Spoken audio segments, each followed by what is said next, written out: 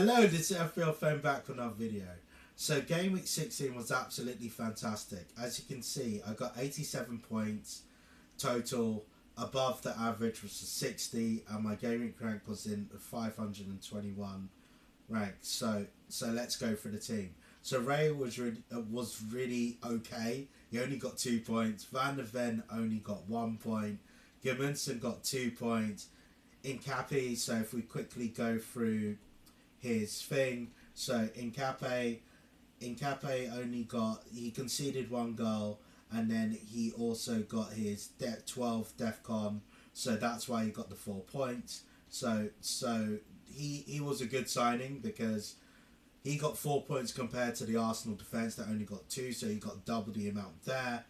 Wilson absolutely was fire. He got 16 points. So if we quickly go through his full profile, so Wilson, he got 1 goal, 2 assists, and yeah, it was absolutely fantastic. He got some bonus as well, and even from an expected, he got 0.59 XG, 0.8 XA, which is the assist. So he was fantastic. He's still differential as well, 5.6 million. An absolutely fantastic buy, so cheap, and to me at this moment in time the best value pick in the game. And if we quickly look at his full profile again, he's got Forest, West Ham next, so very happy with that. Saka really good with his 22 points. So Saka got 22 points because he got 3 bonus and his 2 assists. So a bit lucky-ish with his assist because Arsenal needed 2 own goals to beat Wolves, and really, you know, if you want to win the title, you should be getting open play goals. And also, it's lucky-ish with the assist because depending on, if you're a non-Saka owner, you're going to say his corner was not a shot, it was a cross. And if you're a Saka owner, you're going to say it's a shot which goes off the post and goes back off the goalkeeper so you can claim the assist. So I'm glad I was on the right side of the luck on that one, and he was captain, so that was really good because originally they cancelled it and they added it back on, so very happy with that. Bruno Fernandes got 13 points, so he was fantastic. He was the last to play. Let's quickly go through his full profile. So he got 1 goal, 1 assist, and it was at a peach of a goal, a free kick. He got 3 bonus as well. He's been fantastic. He outperformed in Buemo, so very happy with that. He's Man U's best player in the game, in my opinion, so very happy with that. Dewsbury Hall got 1 point, so he was very unlucky. He got injured, so I can't be mad at that. Foden with his 11 points was absolutely fantastic. So when we go through his full profile, he got 1 goal, and he also got some, he didn't get any assists, but he also got some DEFCON, and he also got some bonus as well. So he has been in fantastic form. He's one of the most informed players in the game right now, and I definitely had to get him for after the free hit. And as you can see, all 3 signings performed. They did better than average. Wilson killed it. Foden did really well, so really happy with that. Thiago was an absolute flop. Playing Leeds, you're definitely thinking you should score. So Thiago, you know, Henderson scored and Thiago didn't score, so there's not much I can do with that. Thiago seems, is my opinion, that Thiago seems a little bit out of sorts when he isn't on penalties, and Dango, his teammate, now goes to AFCON, and there was an argument, there was a debatable penalty shout, so he could have got a penalty and scored. So yeah, he plays an easy team next, so we'll go through that. And then Haaland was the goal machine this time. He has been in and out of form, but when he is in form, he's really banging form. Let's quickly see that. So he got 2 goals, and so he did really well. So the one included a penalty, so he was really good, and he also got some bonus there. So absolutely fantastic, the main man. So it was a coin toss between Saka and Haaland for the captain. So Saka I was pleased with because he did play Wolves, so that was the reason why. And Haaland hasn't always been in the right mind. So So there you have it. So, and then also let's quickly look at the bench. So Mateta only got 2 points, so that was the right decision. Mateta has been really out of sorts. He's only been playing 60 to 65 minutes recently. He's not scoring. At first I thought it was because he had a rest, but I'm a bit worried with that. Senesi got 1 point because he got DEFCON and he conceded 4, and Richards only got 1 point. So it was the right decision with the starting 11. So really happy with that. And let's quickly go through the tool called Live FPL and go through my rank. So with my rank, as you can see, I got 87 points. The safety score was 75, and as you can see, my old rank was 450k, and it's gone up to 283k. So that has been it, and you can see over about 165 places off, and we're heading really in the right direction. My goals for the season is to be in the top 100k, and also to be considered elite, to finish in the top 10k. So that is really good, and as you can see here, I'm 9 points off the top 200k. So that is really good. And as you can see, the star of the show was Wilson with his 16 points. Flop was Dewsbury Hall, but you can't help that. And Haaland, it says killer just because everybody captained him, so it can't be too fussed with that. And then if we go right down to the bottom, we can see that I'm 9 points away from 200k.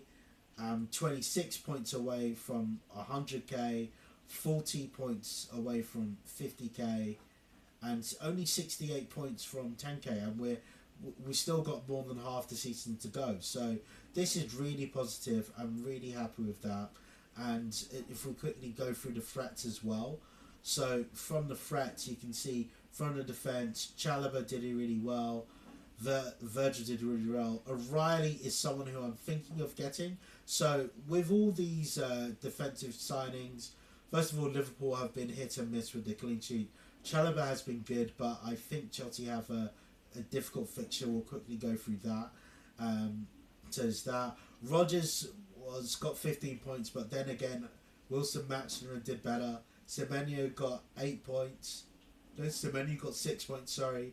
And so he didn't really do better than my midfield. So I'm actually quite pleased with that.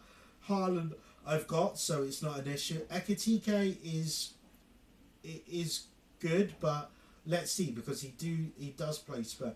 So let's go through my current team at the moment and go through the fixtures. So my current team at the moment, I've got Ray in goal. Arsenal do play Everton. So that is Everton don't have the best attack, and Ndai has gone off to AFCON, so that is very possible that Arsenal keep a clean sheet. Richards plays Leeds, so Crystal Palace do have a good defence, so that should be a good game for a clean sheet. Senesi plays Burnley, so they should be good. Nkape for the Arsenal double up in defence, so he should keep his place there. Wilson plays Forest, so Wilson is in red hot form, one of the best, most informed players in the games over the last 4 game weeks, and that will only improve because he got 16 points. Saka against Everton, so Saka will keep his place. All my premiums will keep their place, so Saka will keep his place playing Everton. He could score some goals there, but Everton's defence is decent.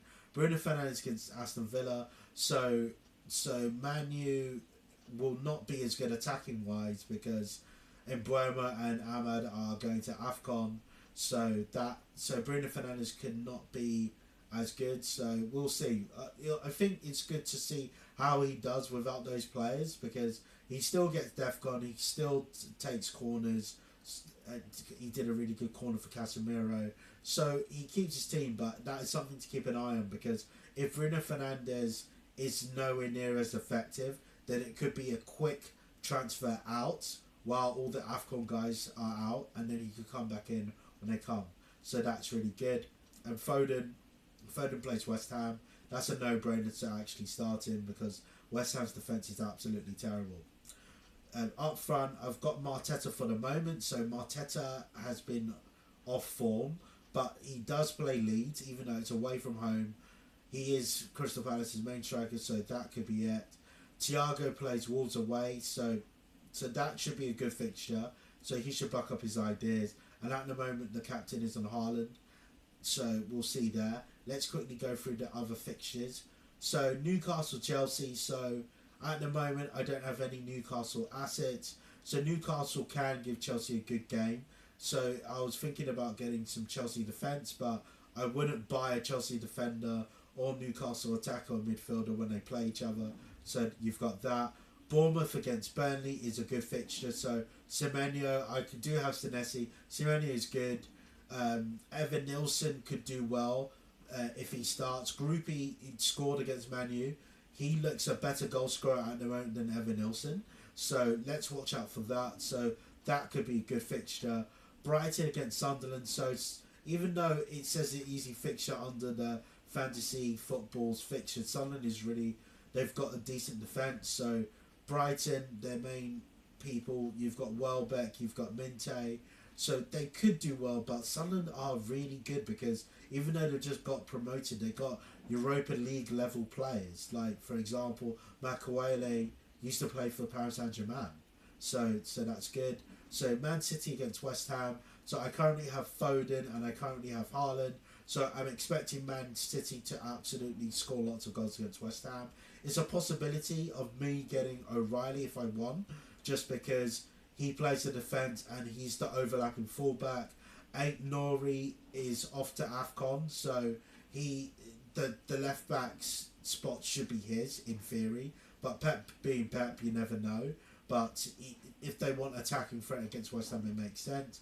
Also, if Nunes could be a good thing as well because he actually got an assist last game week, so that is a really good option there. Wolves against Brentford, so that is relegation fixture really. So Wolves would be wanting to get at least 1 point. They might want to try and get a win. Let's have a look out for that. But at the moment, Wolves' assets are a no-go because I think they've only got 2 points all season. But Brentford with Thiago, Jordan Henderson could be an outside shout. On Henry did well, so let's watch out for that. Spurs against Liverpool, so I'm not expecting a clean sheet here. So Van der Ven could be good, or Romero could be good in terms of their set piece threat because Liverpool have been conceding from set pieces. From a Liverpool perspective, as a Liverpool fan, I think with Salah off to AFCON, Szoboszlai could be good. Ekitike is the main striker. Isak is still fit and going back, so that could be a really tricky. That could be an interesting fixture. Like it could easily be 2-2. So let's watch out for that. Wirtz could be a shout as well, but he hasn't been in the greatest form. But Ekitike is a good shout. So Ekitike is a good striker against Spurs, so watch out for that. Everton against Arsenal. So Everton, I wouldn't own any assets for that really. I'm not expecting Everton to beat Arsenal. No offence to Everton. If you've got Tarkowski, you may be playing because of his DEFCON, and if you've got Pickford, you might play him for his save points. But if Arsenal want to win the title, these are the type of fixtures that they need to win. Saka would be good. If you've got Timber, Nkepe, Raya, that could be good because they could keep a clean sheet. Everton's attack is not good. Grealish is playing. Dewsbury Hall is a doubt. Ndiaye is out, and Barry's only scored 1 goal all season. Leeds against Crystal Palace, so I never thought I would say this, but Calvert-Lewin could be a good pick because he's scored, I think, 4 in his last 3 or something along those lines, so he's been good form goals-wise. They play a 3-5-2 lately, so that makes it easier for strikers, to have a good partnership. So he has been scoring goals and he takes penalties as well. From a Crystal Palace perspective, the attack, Marteta, maybe Nketiah, Pino could be an outside chance. Wharton sometimes likes to do some through balls, so he could get an assist for that game. So if Crystal Palace play well, they should beat them, and you can also get a clean sheet. So that is an option. So Richards could be. Gay is very popular at the moment. There's that.